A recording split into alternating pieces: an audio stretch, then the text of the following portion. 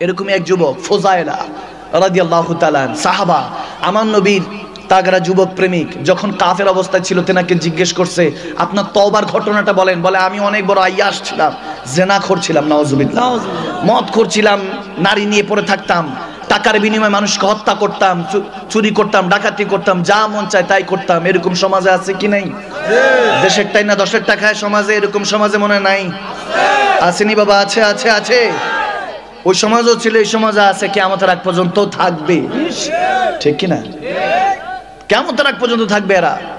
ভাইয়েরা আমার, বাবারা আমার, যখন ফুজাইলা রাদিয়াল্লাহু তাআলা কে বলল আপনার তওবার ঘটনা বলেন, বলে আবু জাহেল বলল 100 সুরকুট লাল উট তাকে গিফট করা হবে, হাদিয়া করা হবে, যে আমার নবীকে হত্যা করবে। নাউজুবিল্লাহ, নাউজুবিল্লাহ। সে বলল যে আমি করব বলে তলোয়ার নিয়ে ওই দিন বের হয়েছে। প্রতিমধ্যে এক প্রস্টিটিউট নারী, খারাপ নারী ডাকছে, কি ফুজাইলা আসবা না রাতে? বলে তুমি রেডি থাকো, আমি একটা কাজ সেরে আসতেছি রাতে। যখন নাউজুবিল্লাহ সে আমার নবীকে হত্যা করার উদ্দেশ্যে, শহীদ করার উদ্দেশ্যে যাচ্ছে, আল্লাহ বলেন ফুজাইলা শক্তি দিছি, সমর্থন দিছি, আমার নবীকে হত্যা করবি, যাস না, যাস না। এটা তোরে হত্যা করতে টাকায় টানতেছে না, তোরে হেদায়েতে টানতেছে, ঠিক না? ঠিক না? বলে যাস না। গরিমানি অহংকার নিয়ে যাচ্ছে। এখন সেই ইহুদি ছিল তো, খানায় কাবা দেখে যে আমার নবী খানায় কাবার মধ্যে তাওয়াফ করতেছে। লাব্বাইক আল্লাহুম্মা লাব্বাইক বলে আমার নবী আল্লাহর প্রেমে যখন ধ্যানে, এখন ফুজাইলা চিন্তা করতেছে আমি একটু ছদ্মবেশ ধরি। কিছু কিছু আছে এরকম মুসলমান, দেখবেন মুসলমানের সাথেই থাকে, দাড়ি টুপি সব একরকম, কিন্তু নবীর দুশমন, সবই একরকম, সব মানে আল্লাহর জান্নাত, আল্লাহর নামাজ, আল্লাহর সমস্ত হুকুম আহকাম সব মানে, কিন্তু নবীর ব্যাপারে আসলে বলে একটু সমস্যা আছে। আওয়াজ দেন, আওয়াজ দেন। নবীর ক্ষেত্রে আসলে তাদের চুলকানি বেড়ে যায়, আছে কি নাই? আচ্ছা, যখন এরকম হলো, আল্লাহ মানলে নবী মানা নয়, নবী মানলে আল্লাহ মানা হয়। এখনো অনেক ধর্মের অবলম্বী আছে যারা এক আল্লাহর নামে কোরবানি দেয়। ওই গরুর গোশ, ওই কোরবানির গোশ খাওয়া কি জায়েজ আছে? দেখেন ভাইয়ের আমার, আমি কখনো কন্ট্রাডিকশন করি না, অনেকে জানে। আমি কাউকে কখনো ছোট করি না। আমি মনে করি হেদায়েতের মালিক কে? যতই গিলাই কোনো লাভ হবে না। যদি নবীর প্রেমটা অন্তরে দান করে আল্লাহ, হেদায়েত দান করে, তখনও না আসবে, ঠিক কি না? যখন ফুজাইলা কাছাকাছি গেছে, এখন নবী তাওয়াফ করছে, সে ফুজাইলা তাওয়াফ করছে। এখন সে বলতেছে আমি যখন নবীজিকে হত্যা করার জন্য চিন্তা করছি, ছুরিটা তলোয়ারটা লুকায় রাখছি, নবীজি যখন আমার সামনে দিয়ে যায়, কেমন জানি একটা ভয়, দাবদাবা শুরু হয়ে যায়। আমার ভয়, অন্তরের মধ্যে ভয় থাকতে থাকে যে আমি মারতে পারবো না। এতদিন আমি ফুজাইলা কত শক্তিশালী পালোয়ান রে কাইদ করে দিছি, কিন্তু আমার নবী যখন সামনে দিয়ে যায়, তখন আমার মনের মধ্যে একটা ভয় কাজ করতে থাকে। নবীর উপরে আক্রমণ করতে পারি না। নবীজিও তাওয়াফ করতেছে, আমি ফুজাইলাও তাওয়াফ করছি। তাওয়াফ করতে করতে এক তাওয়াফ, দুই তাওয়াফ, তিন তাওয়াফ করতে করতে এরকম পঞ্চম ষষ্ঠ তাওয়াফ করার পরে নবীজির কাছে যখন এসেছি, তখন নবীজি আমার কাছে এসে বলতেছে, এ ফুজাইলা, এখনো এক তাওয়াফ বাকি আছে তোমার। আল্লাহু আকবার, সুবহানাল্লাহ, সুবহানাল্লাহ বলেন। আমার নবী কি সেই বান্দার খবর কি জানে কি জানে না? এই ক্ষমতা নবীকে দান করছে কে?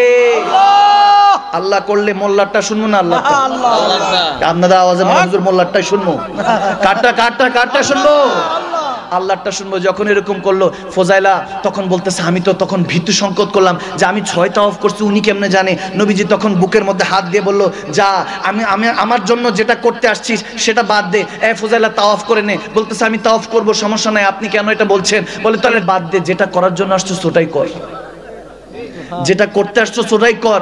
ওটা যখন বলছে, ফুজাইলা বলতেছে, যখন আমার নবী বলতেছে 6 তাওয়াফ করেছস, আর তাওয়াফ বাকি আছে, ফুজাইলা তাওয়াফ করে নে। বলতেছি কেন? আপনারটা শুনবো কেন? বলতেছে ঠিক আছে, তাহলে যেটা করতে এসেছিস সেটা কর। ফুজাইলা তখন বলতেছে আমার শরীরের মধ্যে একটা বিদ্যুতের ন্যায় একটা এমন অবস্থা জারি হয়ে গেল, আমি আমার নিজের হোশ আওয়াজ খুলে ফেললাম, হারিয়ে ফেললাম। আমার হাত থেকে ওই তলোয়ারটা পড়ে গেল, আমিও আমার নবীর কদমে পড়ে গেলাম আর বললাম, ইয়া রাসূলুল্লাহ, আপনাকে হত্যা করতে এসেছিলাম, শহীদ করতে আসছিলাম। নাউজুবিল্লাহ, ইয়া রাসূলুল্লাহ, আমি আপনাকে এখন চিনি নাই, এতক্ষণ চিনি নাই। এখন আপনার নূরের চেহারার মধ্যে আমি অন্য কিছু দেখে ফেলেছি। এখন আর দুনিয়া আমাকে ঘাস করতে পারবে না। ইয়া রাসূলুল্লাহ, আমাকে কলমা পড়ান। তখন সেই ফুজাইলা সেখানের মধ্যে কলমা পড়ে আমার নবীর কাছে বায়াত হয়ে মুসলমান হয়ে গেল। যখন সে এখন ওই গলি দিয়ে চলে যাচ্ছে, হেঁটে যাচ্ছে, ওই নারীরা ডাকে, এই ফুজাইলা আয়, আমার কাছে আয়। সে কান্না করে বলে, রাগ বাদ দে, এতক্ষণ দুনিয়াদারির মধ্যে ছিলাম, যখন নবীর কাছে গিয়েছি মাল্লাহুল মাওলা ফালাহুল কুল্লু, নবীর কাছে গিয়েছি আল্লাহর হয়ে গিয়েছি। যখন আল্লাহর হয়ে গিয়েছি সারা দুনিয়া আমার হয়ে গিয়েছে। হয়তোবা সেদিন ফজাইলা বলতেছিল নবী না হয়ে এই দুনিয়ায় না হয়েছি ফেরেশতা খোদার, হয়েছি গো নবী উম্মত আপনার, তার তোরে শুকুর হাজার বার। সুবহানাল্লাহ সুবহানাল্লাহ তাকবীর আল্লাহ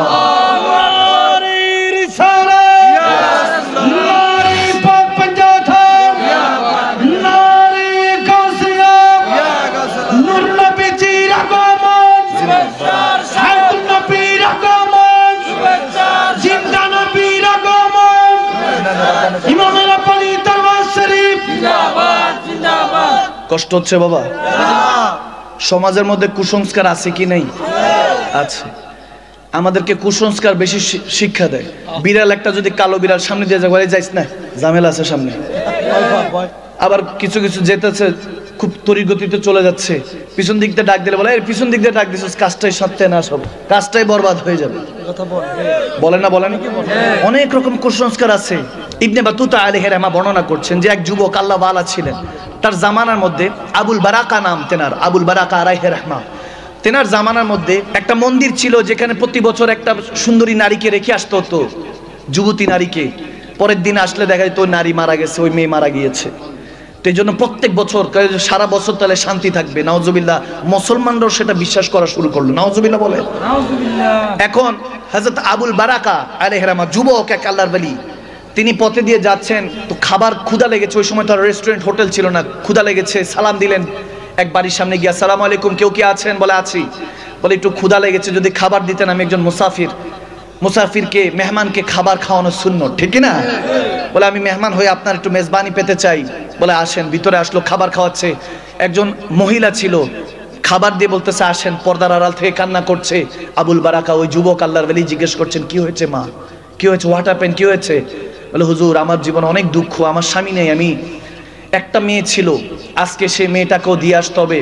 বলে কেন, কোন জায়গায় দিয়ে আসবা, কি বিয়ে হবে? বলে না, মন্দির আছে বাগদাদে, ওই মন্দিরের কাছে দিয়ে আসতে হবে। ওখানে নাকি ওই যে স্ট্যাচু আছে, ভগবান আছে বা যে মূর্তি আছে, তাকে ওই নারী দিতে হয়, একজন প্রতি বছরে একটা করে নারী দিতে হয়, একটা মেয়ে দিতে হয়, যুবতী মেয়ে দিতে হয়, নয়তোবা সারা বছর এই গ্রামের উপরে, এলাকার উপরে আযাব আসতে থাকে।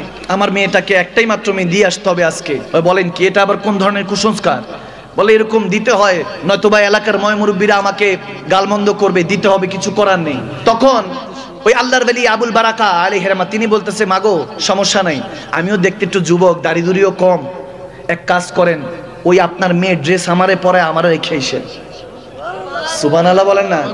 বলে আমি একজন মুসাফির চলে যাচ্ছিলাম, আপনি আমাকে অন্ন দিয়েছেন, খাবার দিয়েছেন, আপনি যেহেতু রিজিকের ব্যবস্থা করেছেন, তাহলে আপনার সুব্যবস্থা করবেন কে? আওয়াজ দেন না কে?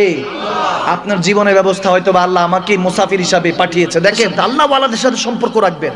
আপনি কি মনে করছেন দুনিয়ার এই জমিনের মধ্যে কোনো আল্লাহ ওয়ালা নাই? আছে। না থাকলে কিয়ামত সংঘটিত হয়ে যেত, যেভাবে বর্বরতার শিকার আমরা হচ্ছি।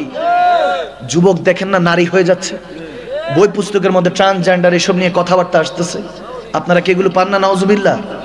এগুলো নিয়ে কথা বললে চাকরিচ্যুত করে দেয়, তাকে দেশ থেকে ত্যাগ করে দেয়, তার উপরে হ্যারাসমেন্ট। দেখবেন যে সৎ পথে চলে তার উপরে বালা মুসিবত বেশি আসে। কোন রকম উপরের দিকে উঠলে নিচ থেকে টাইনা ধরার মানুষের অভাব নাই।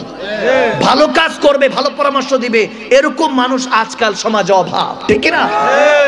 যুবকরা তো চিন্তা করে, যুবকদেরকে সারাক্ষণ গুতাইতে থাকে, কিছু একটা কর, কিছু একটা কর। তুই যদি কিছু না করিস আমরা কেমনে চলবো? আরে আপনাকে যে এতদিন চালাইছে, আপনার সন্তান কোষ, তিনি চালাবেন। তিনি কে? তিনি কে? আল্লাহ। আরে আপনি একটাবার চিন্তা করেন, গরম পানি চুলার মধ্যে দেন, এরপর শক্ত আলুটা দেন, যিনি নরম করে দেয়, একটা নরম ডিম দেন, যিনি শক্ত করে দেয়, তিনি তো আল্লাহ। কি বুঝেন আল্লাহর ক্ষমতা? কি বুঝেন আপনি? বুঝেন না দেখে বরকত আসে না। তাওয়াক্কুল আল্লাহ ওয়া রাসূল, আল্লাহর উপরে ভরসা রাখুন, মদিনাওয়ালার উপর প্রেম রাখুন, দেখবেন আল্লাহ সমস্ত মুশকিল আহসান করে দিবে। সুবহানাল্লাহ কোন? সুবহানাল্লাহ পড়ুন। ভাইরা আমার, যখন বলতেছে যে আমাকে নিয়ে চলুন, আল্লাহর ওলি তিনি বলতেছেন ঠিক আছে মা আমি যাব, আপনি টেনশন করেন না। তো তিনি তখন মহিলার ড্রেস পরে টরে ওই মন্দিরে ওনাকে রেখে আসছে। আসার পরে এখন যাকে রেখে আসতো পরের দিনই কিন্তু ওই নারীর লাশ পেত, ওই যুবতীর লাশ পেত। কিন্তু ওই দিন রাত পার হয়ে গেল, পার হওয়ার পরে পরের দিন যখন সবাই আসছে, উনি হেসে দেখতেছে, উনি হাসতেছে, বলছে কি হয়েছে আপনারা এতদিন এত বছর 30-40 বছর এই কুসংস্কারের মধ্যে ছিলেন, কই কিছুই তো হয় নাই। বলে কি বলেন হুজুর? বলে হ্যাঁ, আমি রাতের বেলায় আমার ইস্তেঞ্জা পেয়েছে, আমি ইস্তেঞ্জা করেছি, আমি তাহাজ্জুদের নামাজও পড়ছি, 2 বার ওযুর জন্য মন্দির থেকে বের হয়েছি, আমি আল্লাহর ইবাদত করেছি এবং ফজরের সময় আজান দিয়েছি। সুবহানাল্লাহ বলে না? এখন যারা ফজরের পরপর আসছে বলে চলেন এবার সালাত আদায় করি, নামাজ আদায় করি, শুকরিয়া আদায় করি, যিনি হেফাজত করেছেন তিনি কে? আল্লাহ। তেনার সেজদাটুকু আদায় করি, সবাই নিয়ে নামাজ পড়ার পর বলে আজকের থেকে এগুলো বন্ধ। বলে হুজুর আপনি ছিলেন? বলে হ্যাঁ আমি ছিলাম। খামাখা কেন এই নারীদেরকে তোমরা হত্যা করতে? এটা জুলুম, অত্যাচার কেন করছো এরকম? কখনো কোনো কাউকে কখনো কোনো কষ্ট দেওয়া যাবে না, মুসলমান হয়ে মুসলমানকে কষ্ট দেওয়া যাবে না। তাহলে বলে হুজুর তাহলে ঘটনা কি? যেই নারী যে যুবতী রেখে আসতাম সেটা মারা যেত কেন? গভীর পয়েন্টটা তো এই জায়গায়। দেখবেন যে এমনে মাইরা ফেলে না, ভয় মাইরা ফেলে মানুষকে। বলে ওই যে রাইখা যেত, সবাই জানে যে প্রত্যেক বছর কেউ না কেউ মারা যায়, হয়তোবা কেউ একবার মারা গেছে, এরপরের থেকে যারা সারা রাত অন্ধকার এই মন্দিরের মধ্যে পড়ে থাকে সবাই মনে করে কোনো জিন টিন হয়তো বা আসবে, মেরে ফেলবে, কিছু ওই দেও দানব ধরবে, এটা মনে করেই সকালবেলা হওয়ার আগে মারা যেত, ভয়ে মারা যেত, ঠিক না? বলতেছে যত যুবতী মারা গেছে সব ভয় মারা গিয়েছে, কোনো এখানে কোনো ক্ষয়ক্ষতি করার মতো কোনো দেও দানব কোনো জিন টিন কিছুই নেই। তবে হ্যাঁ জিন্নাত আছে, মিনাল জিন্নাতি ওয়ান নাস, 2 জাতির হিসাব হবে, একটা হলো মানুষ আর একটা হলো জিন জাতি। আমাদের সাথেও আছে, এলাকার মধ্যেও থাকে। আপনার অনেক সমস্যার কারণ কিন্তু এই জিন জাতি। এই জিন জাতিরও অনেক ক্ষমতা আল্লাহ দিয়েছেন, তারা ওই ক্ষমতা প্রয়োগ করে আপনার ব্যবসা বাণিজ্য চাকরি চ্যুত থেকে অনেক কাজ থেকে আপনাকে বিরত রাখে, আপনার ভালো হতে দেয় না, এটা আছে। তবে এটার ওষুধ দেনেওয়ালা সেই ডাক্তার আল্লাহর ওলিরাও আছে, ঠিক কিনা? অকুনু মা সাদিকিন, সে ওলি আল্লাহদের সাথে সম্পর্ক রাখলে আপনার দেও দানব শত জিন জাতি শয়তান মানুষ জাতি শয়তান কোনো ক্ষতি করতে পারবে না। হেফাজত করবেন কে? আল্লাহ। আল্লাহওয়ালা বান্দাদের সাথে সম্পর্ক রাখবো, তাহলে দেখবেন যে আপনার সমস্ত কিছুর মধ্যে বরকত আসতেছে। আমার আল্লাহ বলেন বান্দা তুই যতই দুনিয়াদারির কাছে চেষ্টা করিস, দুনিয়ার মানুষের কাছে যাবি, তোকে ফেরত পাঠায় দিবে। যদি তোর পকেটে মাল থাকে টাকা থাকে তাহলে তোকে সম্মান করবে। যেদিন বিছানায় লাশের মতো শুয়ে থাকবি অসুস্থ হয়ে, ওদিন বুঝবি দুনিয়ার আপন জনা আজকে আছে কালকে নাই, ঠিক কিনা?